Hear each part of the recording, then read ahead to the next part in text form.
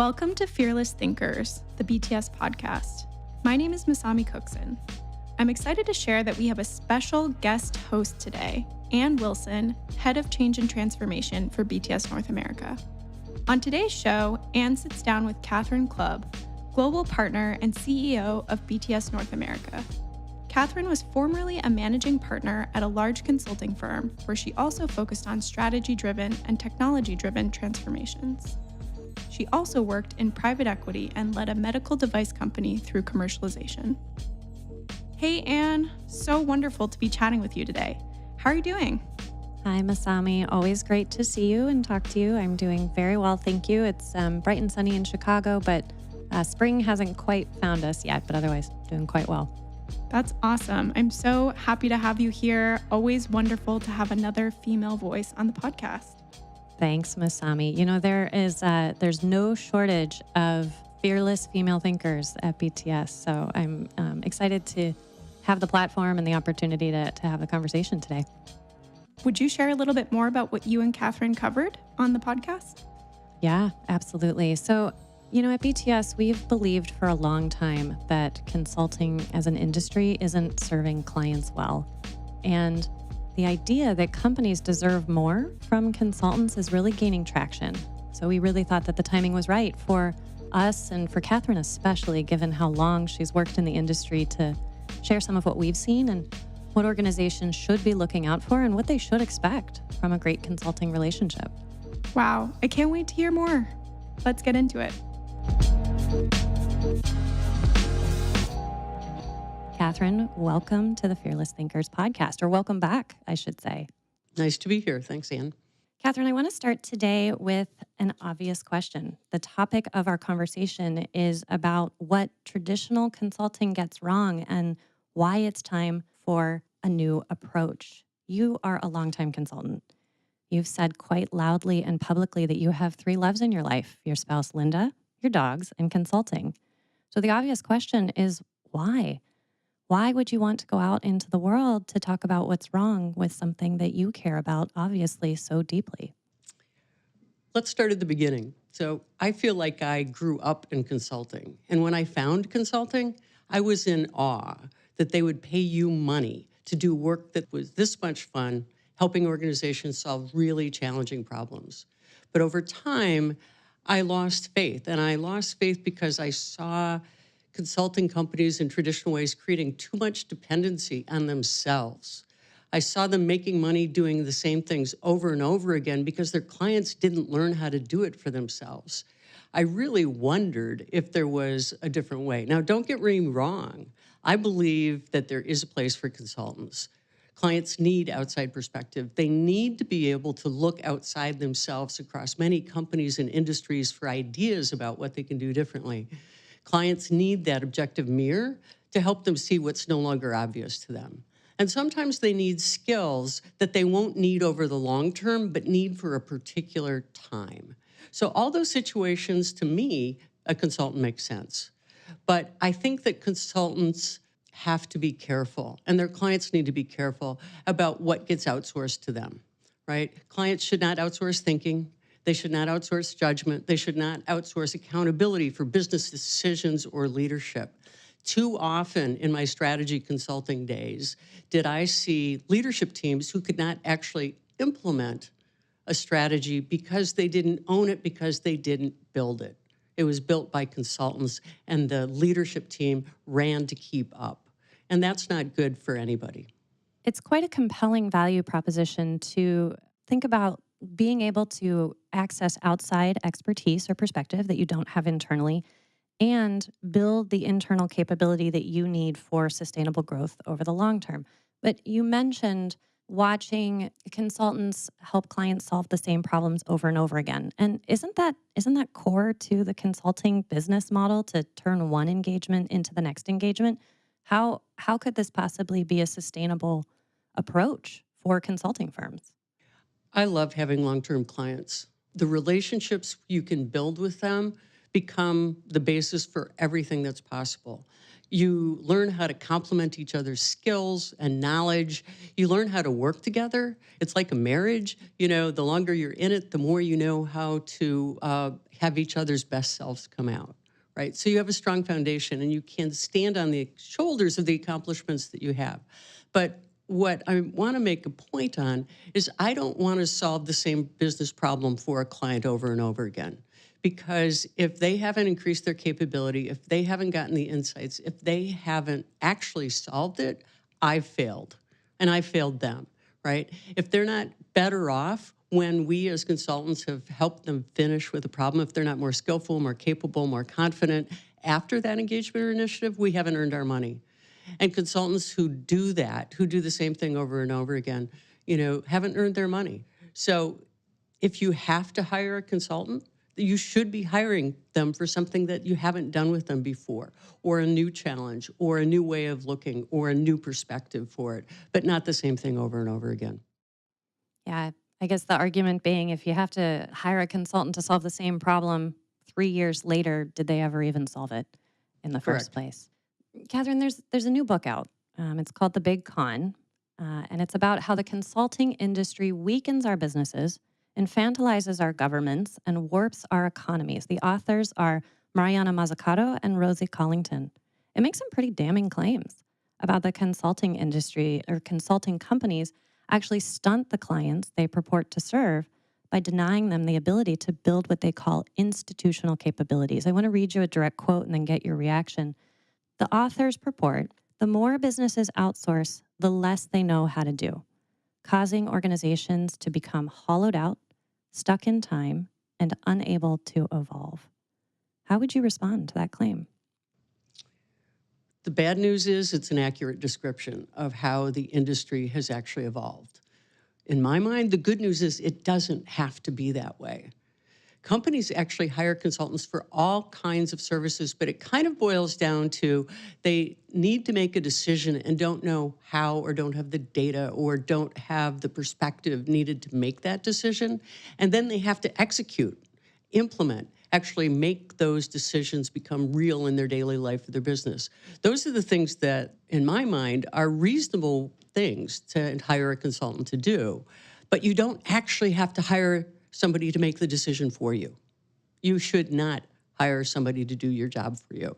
You can benefit from the external experience, the internal capability, but in the best of both worlds, I think that you get the help, but not the dependence that they also talk about in that book. And that's actually why I came to BTS, because I swore I never would work for another consulting company again, so I'm a little bit surprised to find myself at BTS. But when you know more about BTS, it's not surprising. Well, as they say, careers are not linear, but I'd love to dig into that a bit. Can you say a little bit more about that? After swearing off consulting, why come to BTS? Why dive right back in? The first time I met BTS, I was referred by a former colleague of mine who actually had been a client of BTS. And when she asked me what I wanted to do next, this was when I was finishing up commercializing the medical device company. I said I wanted to do weird consulting. And she asked me more about that. And without a hesitation, she said, you have to meet my friend at BTS. And I did. And we talked for hours. And what I learned was that the founders of BTS and I had kind of a common origin story. BTS was founded by former management consultants who got tired of making recommendations that never went anywhere. And they started building high-fidelity simulations that their clients could use to more deeply understand what they were trying to accomplish, the new strategic direction, how their business worked, and they had a portfolio of tools and approaches that grew from there.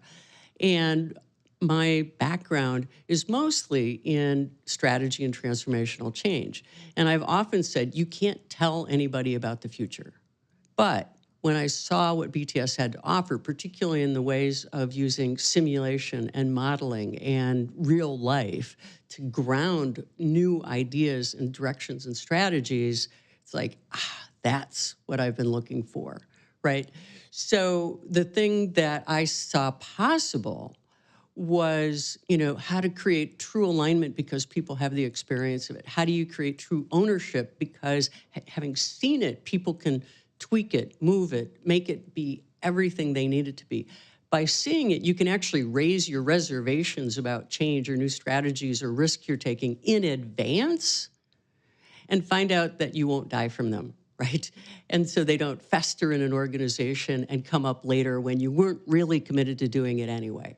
So, by making things tangible, by making things that are basically theoretical, strategies are theoretical, and what BTS does is makes them concrete. They feel real, they feel challengeable, they are really credible, and that was compelling to me.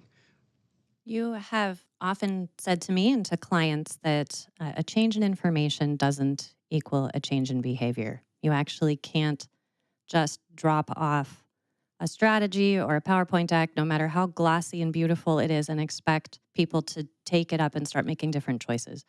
Why is that? Why is it that communication and beautifully laid plans don't go the way we expect them to? There's humans involved. Pesky humans. Pesky humans. They are the bane of strategists' existence. So these elegant strategies get developed. Truly beautiful, elegant, relevant, breakthrough kind of strategies. And then they have to get implemented by humans. And a lot of the issue that I've seen in the past is the separation of the development of the strategy and the people who have to implement it. And so something that has taken consultants plus leaders months to put together suddenly is unveiled and meant to be implemented, as if it didn't take them all those times to process their own feelings about, can we do this? Does this make sense? Will this meet our customers' needs? And so the problem is that if people aren't engaged in the strategy, if they don't actually feel some ownership for it, they can't do it. And one of the ways to create more ownership is to help people work it out. When people can see it, when people can touch it, when people can say, this won't work because, they'll find out several things. One, they're not alone in those skepticism and feelings they have about that. They will find that when they get out of their heads and into conversation with other leaders and the other people who are going to have to implement this, there's not a long list of things that can't be overcome. There's a reasonable list of what can't be overcome. And some of the things cannot be overcome in advance. But if you can see it, you can start working to mitigate it, manage it, anticipate it, and doing those things. And so what is true and what people have proven in academic literature and anecdotal evidence for years is that in almost all cases, strategies don't fail because they're bad strategies. They fail because people don't see themselves in the strategies. They don't actually see themselves in that new picture of what the organization is going to become, how they're going to work with their customers, what they're going to be able to accomplish. And in the long run, what you really have to do is pay more attention to the people than the strategy in how you do it. Because an elegant strategy never implemented doesn't mean anything. So we've spent a lot of time talking about humans, about shifting mindsets, offering people new beliefs, building capabilities, helping to change behavior. It sounds like training, not consulting. Which is it? Often training has been a change lever. Because when you create new strategies, you are asking people to see differently, do things differently, have different capabilities than they may have had in the past. What you can't train is judgment. And what people need to have when they're implementing strategies, actually even when they're creating strategies, is judgment. Will this fit with our customers? Is this something that our employees can actually execute? Is our technology, are our systems, are our processes up to what we need it to do? It's all a matter of judgment. And so the idea is to give them an experience of it, actually let them live it, let them understand why they're doing things differently. One of the things that just drives me nuts is leaders telling people why we need to change. And they have a perspective on it. But I was working with one major distribution company, and we were talking to the top 150 people, and they were looking for, what is the right reason? What is the motivation? Why should we change? And They were very compelled by their stock price.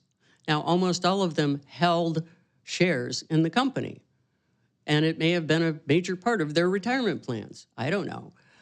But, we started asking, okay, what does that mean to your sellers out there working with your customers every day? What does that mean to the folks in the distribution center who are moving those products to healthcare facilities and clinics and oncology clinics? Does share price matter to them? No. What is it? Why would they want to change? And they realized that they were a critical part of the health ecosystem and making the healthcare system, and this was even pre-pandemic, a better place for people could connect to all of them.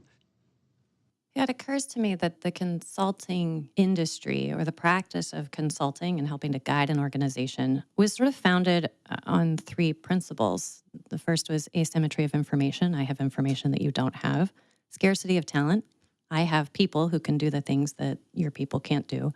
And sort of a stability or a feeling that we could reasonably predict what the future was going to be like. And so we could, predict a sort of static and linear strategy and then hand it over to an organization, expect them to pick it up. And it occurs to me that all three of those things, those conditions have changed.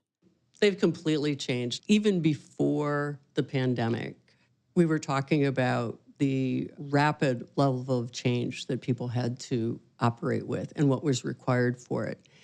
And what the pandemic, particularly the early days, proved is that long before systems changed, long before supply chains changed, long before real estate changed, people changed and kept their companies in business and kept delivering for their customers and kept really bringing, in many cases, essential products and services to the world.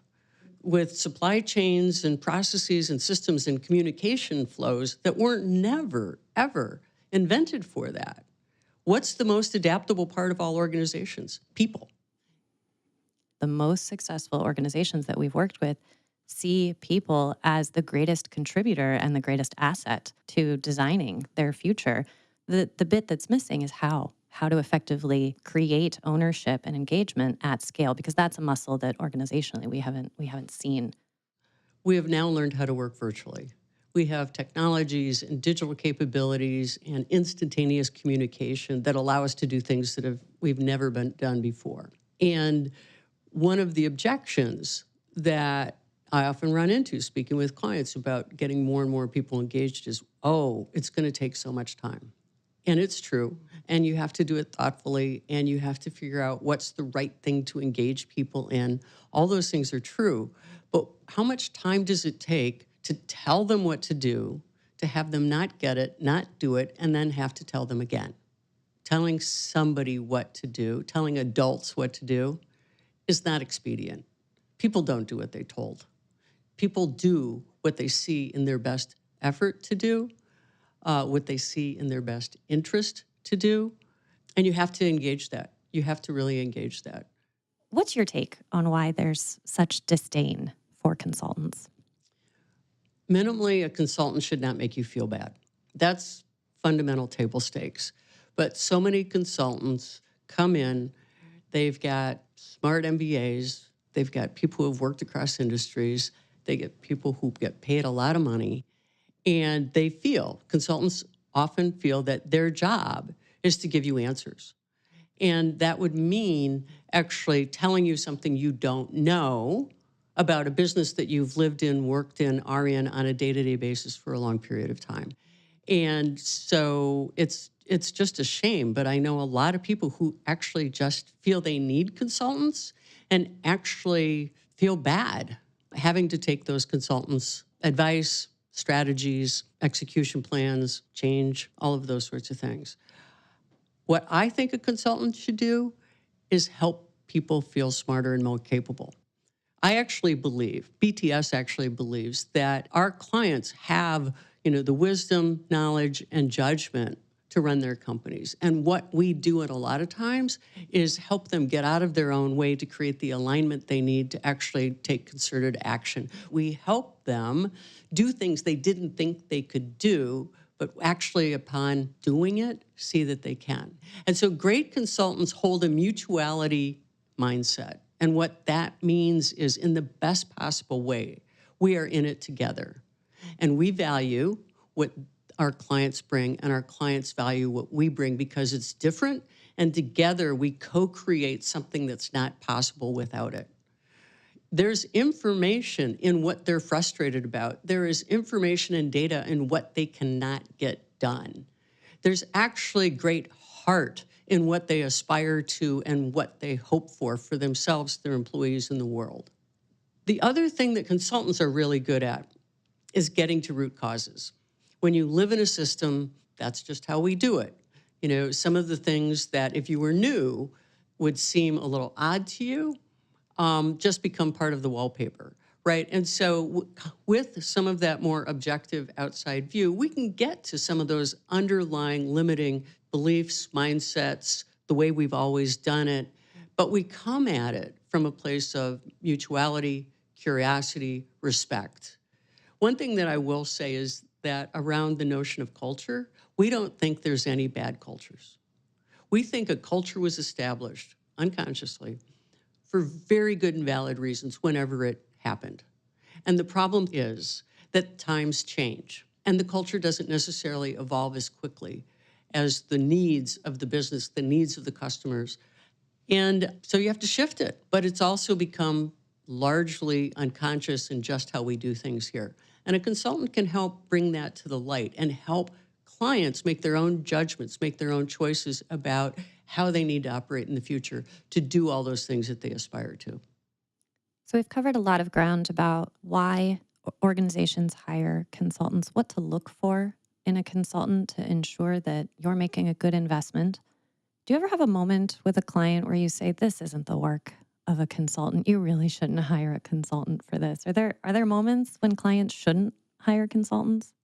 One of the ones we hear about a fair amount, particularly when big name consultants get hired, is that leadership needs credibility with their board or shareholders or investors to potentially rubber stamp or support tough decisions they need to make.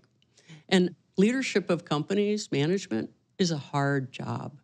It's a really hard job. And we're in a moment right now with recession looming and pivots going on and technology disruptions going on that it takes courage to be a leader. And I see sometimes clients bringing in big name consulting companies as air cover in the short term. I think it actually lessens their leadership credibility when they do that. They might even lose organizational trust if the organization believes they're getting their backbone from those consultants. Another area where I don't think you need consultants, this goes back to what we talked about at the very beginning. If you've worked with a consultant to solve a problem and you find yourselves 3 years later having to solve that same problem again, should you actually hire them to do it? If it didn't work the first time, doing the same thing over again is not going to get you any different results. And I see some consultants having a bit of a formula, right? So they come in, they set a strategy, they then restructure, they might go through layoffs, and then support various functional areas to support that moving forward. But 3 years later, the company is not where they want to be. And so what do is they look at it over and over again. I don't think you should do that. Either you should do it yourself, you should bring in something completely different, but you actually have to change the circumstances in which you're using them. The other thing I would say is don't hire a consulting company to do something you can do with your own employees. Or in some cases, don't bring a consulting company in for something that an independent contractor could do, like program management or research or those types of things. It's just not cost effective in the long term to pay the money to consulting firms. I think sometimes reaching out to the firms that we know is a muscle memory that's hard to break. But as they say, doing the same thing over and over again and expecting different results is a definition of insanity. So don't outsource leadership courage is kind of the first piece of advice that I heard from you there. Don't outsource leadership courage. Kathryn, we're reaching the end of our time. I want to thank you for your time and your insights today. Any closing thoughts? Obviously, I'm still in consulting. I actually think it's the absolute best career choice for me. I think it's a great career choice for a lot of people who like challenge, diversity, intellectual, and human connection. And I would be remiss if I didn't say that based on who we are, how we operate, and how we're different, I believe that every company on the planet deserves BTS. It's a different kind of human-centric, practically driven consulting company that our clients are looking for. They may not just know that quite yet. Well said, Kathryn. Thanks again for your time, and thanks everyone for tuning in.